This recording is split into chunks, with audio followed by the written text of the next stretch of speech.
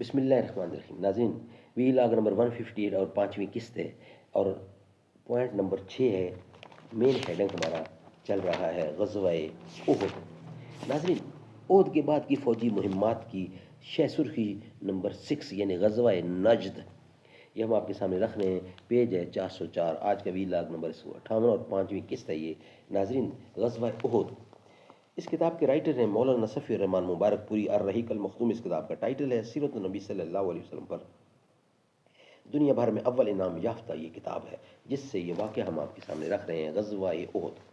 اس کی شہ سرخی ہے غزوہ نجد. نحمده ونصلی علی رسولہ الکریم. بسم اللہ الرحمن الرحیم. ہوتا ہے جس سے سود و احمر میں اختلاط، کرتی ہے جو غریب کو ہم پہلوئے امیر. ہے تازہ آج تک وہ نوائے جگر گداز، صدیوں سے سن رہا ہے جسے گوشے چرخ پیر.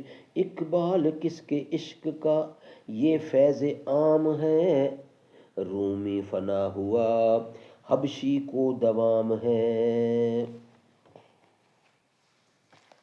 غزوہ نجد،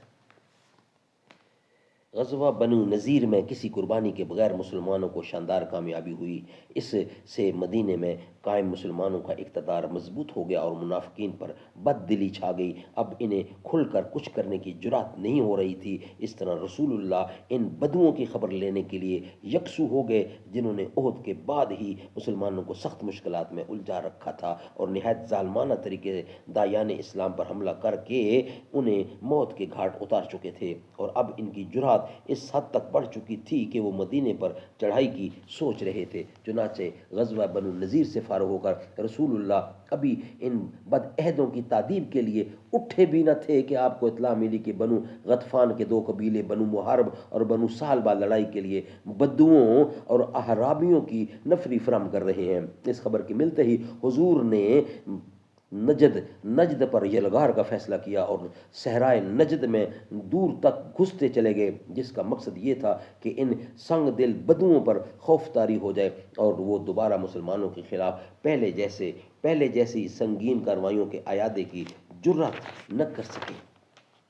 ادھر سرکش بدو جو لوٹ مار کی تیاری کر رہے تھے، مسلمانوں کی اس اچانک یلغار کی خبر سنتے ہی خوف زدہ ہو کر بھاگ کھڑے ہوئے اور پہاڑوں کی چوٹیوں پر جا دب کے مسلمانوں نے لٹیرے قبائل پر اپنا رعب و دبدبہ قائم کرنے کے بعد امن و امان کے ساتھ واپس مدینے کی راہ لی. اہل سیر نے اس سلسلے میں ایک معین غزوے کا نام لیا ہے جو ربیع الاخر یا جمادی الاول سن 4 ہجری میں سرزمین نجد کے اندر پیش آیا، اور وہ اسی غزوے کو غزوات ذات الرقاع قرار دیتے ہیں. جہاں تک حقائق اور ثبوت کا تعلق ہے تو اس میں شبہ نہیں کہ ان ایام میں نجد کے اندر ایک غزوہ پیش آیا تھا، کیونکہ مدینے کے حالات ہی کچھ ایسے تھے. ابو سفیان نے غزوہ احد سے واپسی کے وقت آئندہ سال میدان بدر میں جس غزوے کے لیے للکارا تھا اور جسے مسلمانوں نے منظور کر لیا تھا، اب اس کا وقت قریب آ رہا تھا اور جنگی نقطہ نظر سے یہ بات کسی حد تک مناسب نہ تھی کہ بدوؤں اور اعراب کو ان کی سرکشی اور بغاوت پر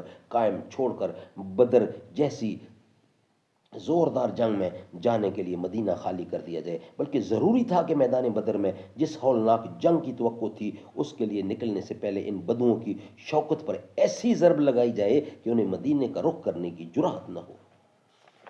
ناظرین، ابھی کچھ بقیہ حصہ ہے، وہ انشاءاللہ نیکسٹ ویلاگ کی صورت میں ہم آپ کے سامنے رکھیں گے. یہ بقیہ حصہ کل انشاءاللہ سامنے آپ کے پیش کریں گے. آج کی 5 قسطیں مکمل ہوئی ہیں، یعنی آج کے 5 ویلاگ مکمل ہو گئے ہیں الحمدللہ. کعبے پہ پڑی جو پہلی نظر، کیا چیز ہے دنیا بھول گیا. کعبے پہ پڑی جو پہلی نظر، کیا چیز ہے دنیا بھول گیا. یوں ہوش و خرد مفلوج ہوئے، دل ذوق تماشا بھول گیا. پھر روح کو اذن رقص ملا، خوابیدہ جنوں بیدار ہوا. تلووں کا تقاضا یاد رہا، نظروں کا تقاضا بھول گیا، احساس کے پردے لہرائے، ایمان کی حرارت تیز ہوئی، سجدوں کی تڑپ اللہ اللہ، سارے اپنا سودا بھول گیا۔